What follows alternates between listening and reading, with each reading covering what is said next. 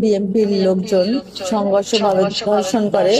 এবং এটার পরে ওরা আমাকে, আমি যখন দুই একজনকে চিনতে পারছি, চিনার পর ওরা আমাকে মেরে ফেলার জন্য অনেক চেষ্টা করছে। এবং ওরা ভাবছে আমি আমি নেই, আমি অজ্ঞান ছিলাম।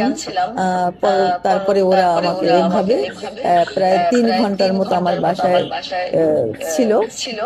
আমাকে অনেক কারেন্টে হিট, দর্শন, আহ অনেক অত্যাচারের পরে ওরা আমাকে মৃত্যু ভেবে লাস্টে ওরা বের হয়। এদেরকে পালে বিএনপির আহ্বায়ক সোহেল ভাই, এদেরকে পালে সমস্ত অপকর্মে এই সব সময় সামনে থাকেন। সোহেল ভাই বিএনপির আহ্বায়ক, উনি এই যে আমাদের এলাকারই যাত্রাবাড়ি থানার আন্ডারে। এই সমস্ত ভিডিওগুলো যদি দেখায় কিছু মানুষের গায়ে জ্বলে। জামাতের যেই নেতা আপনার একটা কর্মকাণ্ড করছিল এক অল্প বয়সী মেয়ের সাথে, মেয়েটা কিন্তু স্বইচ্ছায় জামাতের নেতার সাথে এরকম কাজ করছে। এটা জামাতের নেতার অপরাধ হয়েছে আমরা মানি, এই জন্য দেখলাম জামাতের দল থেকে তারা বহিষ্কার করছে, এমনকি এমপি পদ থেকেও বহিষ্কার করছে সে অপরাধ করার কারণে। কিন্তু এখন যে দেশের মধ্যে এরকম অপরাধ চলতেছে, এগুলার কি বিচার হইতেছে দেশের মধ্যে? হ্যাঁ, এই যে মার বয়সী একটা মহিলারে বিএনপির কিছু লোকেরা মিলে আপনার দলবদ্ধভাবে এরকম কাজ করছে। পরে ভাবছে ওই মহিলা আপনার দুনিয়া থেকে চলে গেছে, এই জন্য তারে ফেলে চলে গেছে ওরা। কিন্তু আল্লাহরই রহমত ওই মহিলা আপনার বেঁচে ফিরছে। পরে কিন্তু আপনার স্বইচ্ছায় উনি সব কথাগুলো বলছে মিডিয়ার সামনে। এগুলার কি বিচার হইব এই দেশে? দেখেন, আমি কোনো দল করি না, দলের পক্ষেও না, কোনো দলের পাচাটাচাটিও করি না।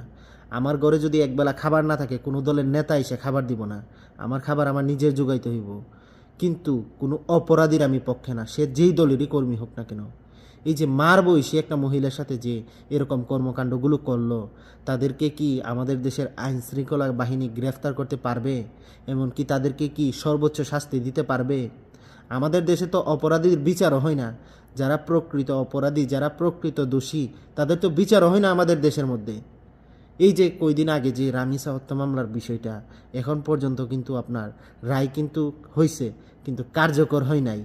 আরও কয়েকটা মামলা দেখলাম আপনার ধর্ষণের মামলা, যারা আপনার অপরাধী আছে তাদেরকে ধরা হয়েছে ঠিকই, কিন্তু অপরাধীর বিচার কি কার্যকর হয়েছে এই দেশের মধ্যে?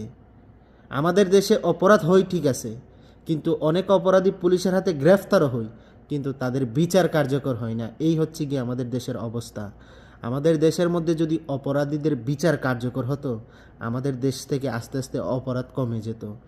দেখেন, দল একজনে করতে পারে, একজনের কারণে, এক দুইজনের কারণে যে পুরা দলকে দোষার লাগবে এমন কোনো বিষয় না। দলের মধ্যে এরকম থাকতেই পারে, কিন্তু যে অপরাধী তার তো শাস্তি হওয়া উচিত, তাই না? যে অপরাধী, এখন সে যেই দলেরই কর্মী হোক, দেখেন আমি কোনো দলের পক্ষে না, আমার কথা হচ্ছে সে যেই দলেরই কর্মী হোক, সে যদি অপরাধ করে তার জন্য সর্বোচ্চ শাস্তি হয় এই দেশের মধ্যে। এটা আমি সবসময় কামনা করি আমাদের সরকারের কাছে। না হয় কিন্তু আমাদের দেশের মধ্যে দিন দিন অপরাধ বেড়েই যাবে।